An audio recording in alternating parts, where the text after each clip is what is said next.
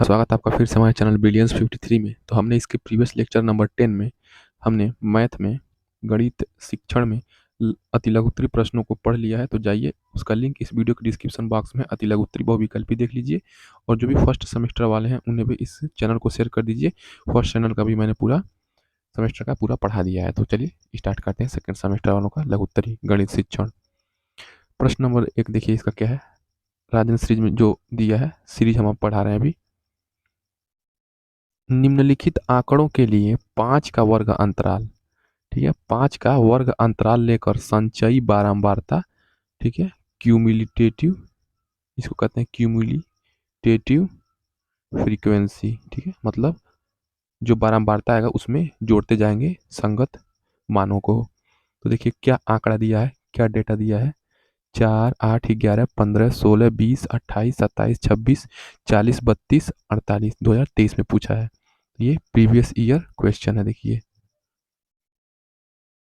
तो संख्या दिया है, तो सबसे पहले हम इन इन दिए गए आंकड़ों को हम लोग आरोही या अवरोही में क्या करेंगे, बढ़ते क्रम में या घटते क्रम में क्या करेंगे, इन्हें हम अरेंज कर लेंगे। तो यहाँ पे देखिए आरोही में अरेंज किया गया है। सबसे पहले छोटी संख्या, फिर उससे बड़ी, फिर उससे बड़ी। तो ये कौन सा क्रम है, आरोही क्रम। संख्याओं को आरोही क्रम में यानी कि बढ़ते क्रम में क्या किया गया है, सजाया गया है, मतलब बढ़ते क्रम में अरेंज किया गया है, एक तरीके से कह सकते हैं। तो चलिए हम इसमें इस आंकड़े को इस बढ़ते क्रम में क्यों सजाए हैं, क्योंकि हमें जो बारंबारता है और संचयी बारंबारता है इसको निकालने में आसानी हो, ताकि आंकड़े आंकड़े हमारे क्या होते हैं, सुव्यवस्थित और सुसंगठित होते हैं। आंकड़ों की परिभाषा जब आप पढ़ेंगे तो उसमें लिखेगा सुव्यवस्थित और सुसंगठित मानों को ही व्यवस्थित क्रम में हम लोग सजाते हैं, तो उसे आंकड़ा कहते हैं। तो देखिए वर्ग अंतराल बनाना है, तो देखिए सबसे छोटी, देखिए वर्ग, ये जो आंकड़ों को आरोही अवरोही में अरेंज कर लेंगे तो हमको देखिए ये हमें संचयी बारंबारता सारणी बनाने में आसानी हो जाएगी, क्योंकि हमें वर्ग अंतराल भी, किस वर्ग अंतराल के अंतर्गत कौन सा ये आंकड़ा आ रहा है वो भी तो लिखना है। इसीलिए हम लोग आरोही या अवरोही में सजा लेते हैं, जिससे हमें सबसे छोटी संख्या, सबसे छोटी आंकड़ा और सबसे बड़ी आंकड़ा पता लग गया है। तो हमको उससे क्या होगी, वर्ग अंतराल बनाने में आसानी होगी। यहाँ पे देखिए आंकड़ों में वर्ग अंतराल नहीं दिया है, तो वर्ग अंतराल हम बनाएंगे अपने हिसाब से। देखिए सबसे छोटी 4 है, यानी कि 0 से 5 के बीच में देखिए 4 आ गया ना, इसीलिए हम लोग क्या करते हैं, आरोही अवरोही में सजाएंगे। फिर देखिए 5 से 10, तो देखिए 5 से 10 के बीच में क्या आएगा, 8 आएगा, तो एक आंकड़ा आ गया। इसका मतलब हम लोग इसीलिए हम लोग आंकड़ों को आरोही व अवरोही में सजा देंगे, ताकि वर्गांतराल के अंतर्गत हमारे क्या आ जाए, ये आंकड़े आ जाए। तो 0 से 5 के बीच में देखिए 4 आ गया, 5 से 10 के बीच में 8 आ गया, 10 से 15 के बीच में देखिए क्या आ जाएगा, 11 आ जाएगा और 15 आ जाएगा, 2 आंकड़े आ गए। फिर 15 से 20 के बीच में क्या आएगा, 15 आएगा, 16 आएगा, 20 आएगा, 3 आंकड़े आ गए। 20 से 25 के बीच में क्या आएगा, 20 आएगा, तो ओनली 20 आएगा, ठीक है ना। देखिए तो इसी प्रकार हमारा देखिए ये मान लिखते हम लोग चले जाएंगे। देखिए 0 से 5 के बीच में 4 आया है, तो हमारा बारंबारता 1 हो गया है। 5 से 10 के बीच में क्या आया है, 11 आया है। 5 से 10 के बीच में 11 है, तो हमारी बारंबारता 1 आ गई है, ठीक है। 5 से 10 के बीच में क्या है, 11 आया है, और 0 से 5 के बीच में 4 आया है। 10 से 15 के बीच में क्या आया है, देखिए बस 15 ही आया है, यानी कि 10 से ज़्यादा और 15 से कम, या 15, तो क्या देखिए 15 आया है, तो ये हमारा क्या हो गया, यह बारंबारता 1 हो गया है। 15 से 20 के बीच में देखिए तो 16 आया है और 20 आया है। 15 से बीच में क्या आया है, 16 आया है, 20 आया है, तो देखिए क्या हो गया, 2 आंकड़े आए हैं, तो हमारा 2 बारंबारता हो गया है। 20 से 25 के बीच में देखिए 20 आया है, ओनली 20 आया है, तो हमारा ओनली 20 आया है, तो हमारा क्या हो गया, देखिए 20 से 25 में 1 बारंबारता हो गया है। 25 से 30 के बीच में देखिए तो 25 से 30, तो 25 के बाद देखिए 26 आता है, 27 आता है, 28 आता है, 29 आता है, तो देखिए 28, 27, 26, तो ये 3 आंकड़े आ गए। तो 3 आंकड़े आ गए, तो 3 बारंबारता हो गई। उसी प्रकार 30 से 35 के बीच में क्या आएगा, 32 आएगा। 30 से 35 के बीच में 32 आएगा, तो हमारी बारंबारता 1 हो गई। और 35 से 40 के बीच में क्या आएगा, 32 आएगा। देखिए 32 आएगा, तो हमारी 35 से 40 के बीच में कुछ भी नहीं है। 35 से 40 के बीच में देखिए इस आंकड़े में कोई नहीं है, तो हमारा 0 हो गया संचयी सॉरी बारंबारता। और 40 से 50 के बीच में देखिए क्या है, 40 से 50 के बीच में 48 आया है। तो इसीलिए हमारी क्या हो गई, बारंबारता 1 हो गई। और 45 से 50 के बीच में हमारे देखिए कोई भी आंकड़े नहीं है। 45 से 50 के बीच में देखिए 48 है, तो हमारा क्या हो गया, 1 हो गया बारंबारता।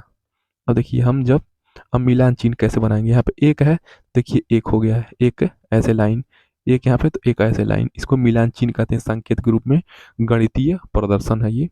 तो एक हो गया, दो हो गया देखिए, तो दो इसको खड़ी पाई के रूप में, फिर एक है तो एक मिलान चिन्ह बना दिए, फिर तीन है तो तीन ऐसे खड़ी पाई, फिर एक है देखिए एक हो गया, यहाँ पे जीरो तो इसको डैश के रूप में नील कहेंगे, इसको नील।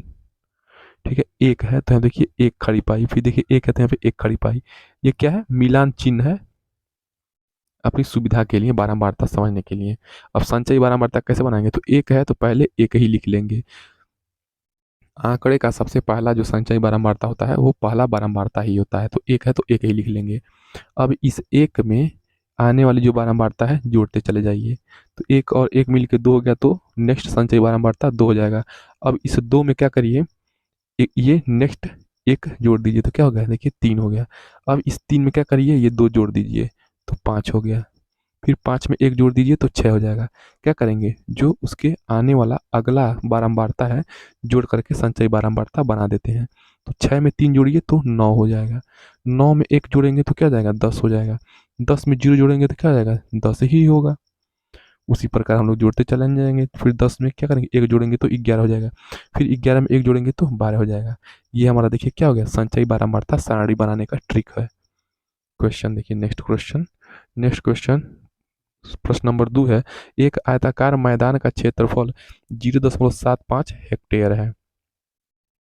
ठीक है, तो एक हेक्टेयर में क्या होता है, एक हेक्टेयर बराबर क्या होता है, बताएंगे। एक हेक्टेयर बराबर होता है 10,000 सैकड़ा हजार 10,000 वर्ग मीटर। ठीक है, तो एक हेक्टेयर में क्या होता है, 10,000 वर्ग मीटर, याद रखेंगे, क्योंकि वर्ग मीटर में हम लोग उत्तर लाएंगे, क्षेत्रफल है ना। यदि इस मैदान की एक भुजा 250 मीटर हो तो दूसरी भुजा ज्ञात कीजिए। चूंकि सिंस हमारा ये क्या है, आयताकार मैदान है ऐसे, तो हमें क्या करना है, इस आयताकार मैदान का जो लंबाई चौड़ाई हमें पता होना चाहिए। तो लंबाई चौड़ाई हम लोग को देखिए, इसमें की एक भुजा मान लीजिए 250 मीटर ये दिया है, तो हमको ये दूसरी भुजा मान लीजिए बी ज्ञात करना है, और इसका क्षेत्रफल दिया है 0.75 हेक्टेयर। देखिए 0.75 हेक्टेयर को हम लोग वर्ग मीटर में चेंज करने के लिए क्या करेंगे, 0.75 में 10,000 से गुणा कर देंगे, क्योंकि एक हेक्टेयर में क्या होता है, 10,000 वर्ग मीटर होता है। तो 0.575 हेक्टेयर में कितने वर्ग मीटर हो जाएंगे, तो 7500 वर्ग मीटर गुणा कर देंगे। देखिए क्षेत्रफल क्या होता है, आयत का क्षेत्रफल भुजा गुणे भुजा, भुजा गुणे भुजा क्यों लिखा है, आयत का क्षेत्रफल क्या हो जाएगा, लंबाई गुणे चौड़ाई। तो देखिए क्षेत्रफल दिया है 7500, एक भुजा दिया है 250, चूंकि हमें नहीं पता है कि लंबाई दिया है कि चौड़ाई दिया है, बस दिया है एक भुजा। ठीक है, तो मान लीजिए एक भुजा 250 यानी कि लंबाई चाहे चौड़ाई कुछ भी हो सकता है, तो दूसरी भुजा हमें ज्ञात करना है, यानी कि लंबाई गुणे चौड़ाई क्षेत्रफल में होती है। तो भुजा हमारी क्या हो जाएगी, एक भुजा 7500 बटे 250, यानी कि एक भुजा 30 मीटर, तो मान लीजिए हमारी ये चौड़ाई 30 मीटर आ गई। नेक्स्ट प्रश्न देखिए, नेक्स्ट प्रश्न क्या है, प्रश्न नंबर, उसमें वो प्रश्न पूछने का मेन मकसद यही था कि आपको हेक्टेयर से वर्ग मीटर में आप कन्वर्स कन्वर्सेशन कर सकते हैं कि नहीं, कन्वर्ट कर सकते हैं कि नहीं। तो 0.75 हेक्टेयर को हम लोग मीटर में कैसे करेंगे, तो 10,000 से हम लोग क्या करेंगे, 10,000 वर्ग मीटर से गुणा कर देंगे, यानी कि एक हेक्टेयर बराबर क्या होता है, एक हेक्टेयर बराबर आपका होता है 10,000 वर्ग मीटर। नेक्स्ट प्रश्न नंबर 3 देखिए, यक्स गुणे वाई माइनस जेड बराबर X Y minus X Z को सत्यापित कीजिए कि जहाँ यक्स बराबर 2/3, वाई बराबर 5/2 और जेड बराबर -3/2। क्या करेंगे, देखिए ये जो समीकरण दिया है, ये समीकरण, इस समीकरण में x को रखेंगे 2/3 एक बार, फिर y रखेंगे एक बार 5/2, और एक बार रखेंगे z -3/2। तो हमारा क्या हो जाएगा, सत्यापित हो जाएगा। देखिए तीनों वैल्यू को एक ही बार रखेंगे, चूंकि हमको क्या दिया, देखिए यहाँ पे x भी है, y भी है, z भी है, इधर क्या है, x भी है, y भी है, z भी है। तो जब ये सत्यापित करने का मतलब क्या हो जाएगा, लेफ्ट हैंड साइड और राइट हैंड साइड क्या होना चाहिए, समीकरण को इक्वल आना चाहिए। तो दायां पक्ष और बायां पक्ष बराबर होना चाहिए। तो चलिए हम लोग इस दिए गए समीकरण में x बराबर 2/3 रखते हैं, y बराबर 5/2 और z बराबर -3/2 रखते हैं। तो चलिए बायां साइड यानी कि लेफ्ट हैंड साइड, सिंस ये क्या है, इसको कहते हैं सिंस यानी कि चूंकि, ठीक है। तो लेफ्ट हैंड साइड हमारा बायां पक्ष क्या है, x गुड़े y माइनस जेड। तो x की वैल्यू क्या है, 2/3 रख दिए, गुड़े y कितना है 5/2 अधन 3/2। सिंपली सॉल्व कर लेंगे। तो 2/3 मान लीजिए बाहर ही कर देते हैं, ये हर बराबर है तो 5 3 8 हो जाएगा, 8/2 यानी कि 2 चौके 8 यानी कि क्या हो जाएगा 4 दूना 8/3। तो हमारा क्या हो गया 8/3 आ रहा है। लेफ्ट हैंड साइड हमारा क्या आ गया 8/3। राइट हैंड साइड क्या आना चाहिए 8/3। संगत मानों को फिर रखेंगे दायां पक्ष में, राइट हैंड साइड में रखेंगे। तो X Y minus X Z, तो x क्या है 2/3 है, y 5/2 है, माइनस x क्या है 2/3 है और z क्या है -3/2 है। तो इसको सॉल्व कैसे करेंगे, गुणा कर दीजिए, इसमें क्या हो रहा है 5 दूना 10/3 दूना 6, फिर माइनस क्या हो जाएगा, देखिए ये माइनस और ये माइनस मिल गुणा होकर क्या हो जाएगा प्लस हो जाएगा। अब फिर गुणा करिए, 2×3 = 6 और 3 दूना 6। देखिए हर बराबर आ गए तो अंश को जोड़ दीजिए। तो 10 6 16 हो जाएगा बटे 6, 2 से काटिए, 2×3 = 6, 2×16। तो क्या आ गया 8/3 आ गया। यानी कि हमारा लेफ्ट हैंड साइड और राइट हैंड साइड दिए गए एक्स वाई जेड मानों के संगत, देखिए जो एक्स बराबर 2/3, वाई बराबर 5/2 और जेड बराबर -3/2 है, ये जो हम इसमें रखते हैं, एक बार इस साइड एक बार इस साइड, मतलब एक बार लेफ्ट हैंड साइड और एक बार राइट हैंड साइड वाले इक्वेशन में रखते हैं, तो हमारा क्या आता है बराबर आता है मान।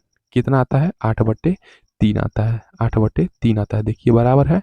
इसको ये भी कर सकते हैं, 3 से 3 काट दीजिए, 8 से 8 काट दीजिए, ठीक है। अंततः आपका क्या हो जाएगा 1 = 1। तो नेक्स्ट प्रश्न देखिए, प्रश्न नंबर 4। प्रश्न नंबर 4 देखिए, एक फार्म हाउस में x+2y पंक्तियां हैं। मान लीजिए कोई फार्म हाउस है, इसमें x+2y पंक्तियां हैं, 10 पंक्तियां ना कहा के क्या कह रहा है बीजी व्यंजक के रूप में कह रहा है। तो x+2y पंक्तियां हैं,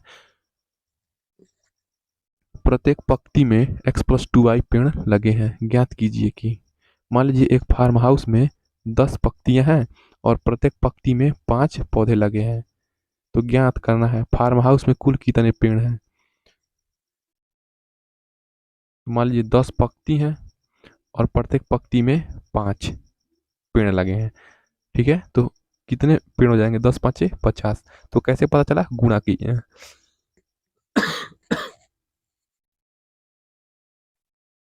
तो पंक्तियों को गुणा कर दीजिए और पेड़ को गुणा कर दीजिए तो फार्म हाउस में पेड़ पता लग जाएगा। और x बराबर 3 y = 2, यानी कि x बराबर 3 y = 2। तो फार्म हाउस में पेड़ों की कुल कितनी संख्या है। तो देखिए जब जब आपके फार्म हाउस में पेड़ निकलेंगे कैसे पता चलेंगे, जब पंक्तियां और एक पंक्ति पे कितने पेड़ हैं गुणा कर देंगे, तो हमारा जो प्रश्न आएगा उसमें क्या रखेंगे, x बराबर 3 और y बराबर 2 रखेंगे, तो हमारे क्या हो जाएंगे पंक्तियां निकल जाएंगी। तो एक फार्म हाउस में x+2y पंक्तियां हैं, तो इसलिए प्रत्येक पंक्ति में लगे पेड़ कितने हैं x+2y हैं,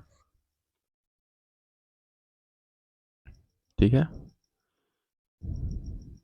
देयरफॉर फार्म हाउस में कुल पेड़ कितने हो जाएंगे। तो मान लीजिए इतनी पंक्तियां हैं और हर पंक्ति में इतने ही पेड़ लगे हैं, तो क्या करेंगे गुणा कर देंगे। मान लीजिए 10 पंक्तियां हैं, मान लीजिए 4 पंक्तियां हैं, इसमें 4 पौधे, इसमें 4 पौधे, इसमें 4 पौधे, इसमें 4 पौधे, तो क्या करेंगे इस पंक्ति से इसमें 4 से गुणा करेंगे, इस पंक्ति से ये इसमें 4 क्या करेंगे, या तो जोड़ दीजिए, या तो 1 2 3 4 पंक्ति है और 4 4 पौधे लगे हैं, तो यानी कि कितने पेड़ हो गए 16 पेड़ हो गए। उसी प्रकार हम लोग गुणा कर देंगे x+2y का, क्या करेंगे गुणा करने पे बन जाएगा। तो a² देखिए a+b² पे आ गया, क्या करेंगे a² यानी कि x² प्लस b² प्लस 2 दूना 4y² प्लस 2ab क्या जाएगा 2ab, तो क्या जाएगा 2 दूना 4xy। तो हमारे क्या हो गए इतने पेड़ हो गए। अब देखिए ये तो हमारा बीजी व्यंजक के रूप में आया है, यानी कि x और y के रूप में हमारा क्या आया है पेड़ों की संख्या प्राप्त हुई है। और प्रश्न में दे दिया है कि x बराबर 3 रखिए और y बराबर 2 रखिए, तो पेड़ों की संख्या निकाल लीजिए। तो x प्लस 2y का क्या करेंगे, स्क्वायर निकाल लेंगे। तो देखिए x की वैल्यू कितनी है, 3 है, अब प्लस 2 इंटू यहाँ पे देखिए y की वैल्यू कितनी है, 2 है, इसका स्क्वायर कर दीजिए। तो 3 प्लस 2 दूना 4 का स्क्वायर। तो क्या करेंगे, देखिए 4 3 7, 7 का स्क्वायर, यानी कि 49 पेड़ लगे हुए हैं। तो ये प्रश्न ज़्यादा कठिन नहीं है, ऐसे ही सॉल्व करेंगे आप लोग। नेक्स्ट प्रश्न देखिए, प्रश्न नंबर 5। प्रश्न नंबर 5 क्या है, देखिए प्रश्न नंबर 5 है बिंदुओं 0 4 0 कामा -4 और 6 कामा 0 से बने त्रिभुज का क्षेत्रफल ज्ञात कीजिए। तो देखिए जब 3 निर्देशांक दिए रहेंगे, मान लीजिए ये कोई त्रिभुज है, ऐसे निर्देशांक है उसका। देखिए इस त्रिभुज को हम आलेखीय रूप में निरूपित करते हैं कैसे। देखिए मान लीजिए ये निर्देशांक ज्यामिति है, तो 0 4, तो यहाँ पे 0 होता है, तो यहाँ पे देखिए यहाँ पे 0 4, मान लीजिए 4 यहाँ पे है, तो 0 4 एक भुजा यहाँ पे आ गया, और 0 कामा -4। देखिए हमारा ये x है, ये y अक्ष है। तो देखिए 0 कामा -4, तो 0 कामा x पे और y पे क्या चलेंगे, -4। तो y मान लीजिए 0 4 यहाँ पे, यानी कि 0 कामा -4 यहाँ पर आएगा। 6 कामा 0, यानी कि x अक्ष पे 6। चलिए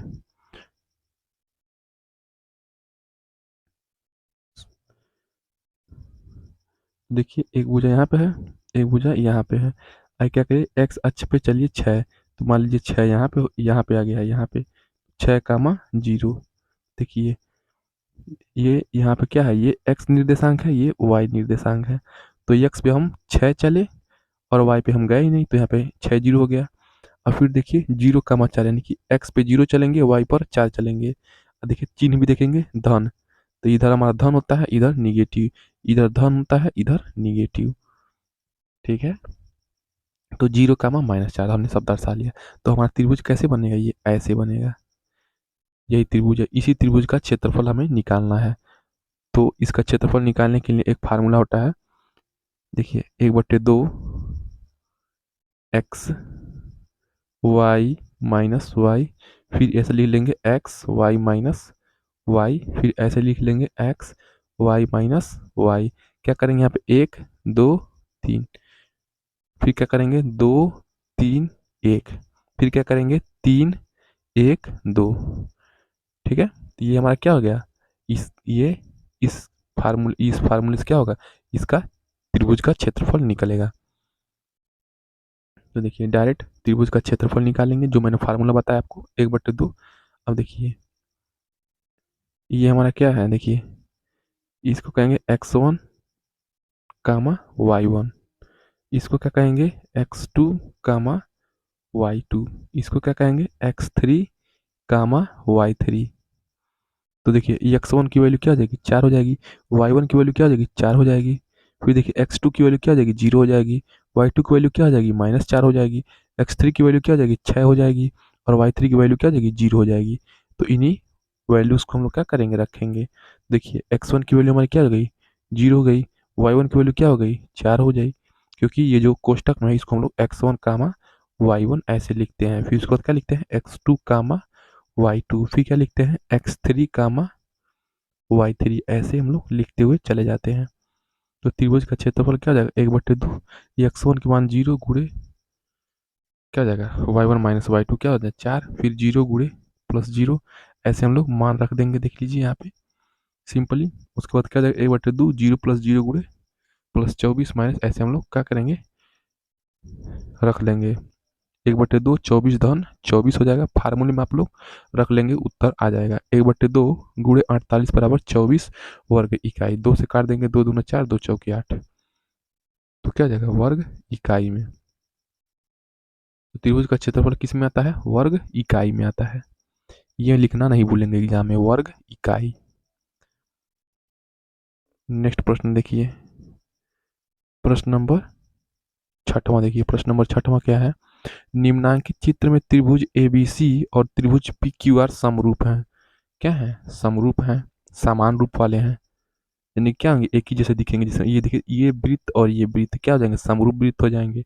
ये चतुर्भुज और ये चतुर्भुज क्या हो जाएंगे, समरूप हो जाएंगे। ठीक है, ये समलंब और ये समलंब क्या हो जाएंगे, बराबर हो जाएंगे। कहने का मतलब समान रूप में दिखे, लंबाई चौड़ाई मायने नहीं रखेंगी। यदि त्रिभुज एबीसी की भुजा ए बी बराबर 2 सेंटीमीटर, बी सी बराबर 3 सेंटीमीटर, ए सी बराबर 2.8 सेंटीमीटर और त्रिभुज पी क्यू आर की भुजा क्यू आर बराबर 1.5 सेंटीमीटर हो, तो त्रिभुज पी क्यू आर की शेष भुजाओं को ज्ञात कीजिए। 2020 और 2023 में ये प्रश्न पूछा हुआ है। तो देखिए, एक त्रिभुज दिया है, त्रिभुज के संगत मानों को रख लेंगे। ए बी 2 सेंटीमीटर प्रश्न में दिया है, बी सी दिया है 3 सेंटीमीटर, देखिए बी सी 3 सेंटीमीटर और ए सी 2.8 सेंटीमीटर।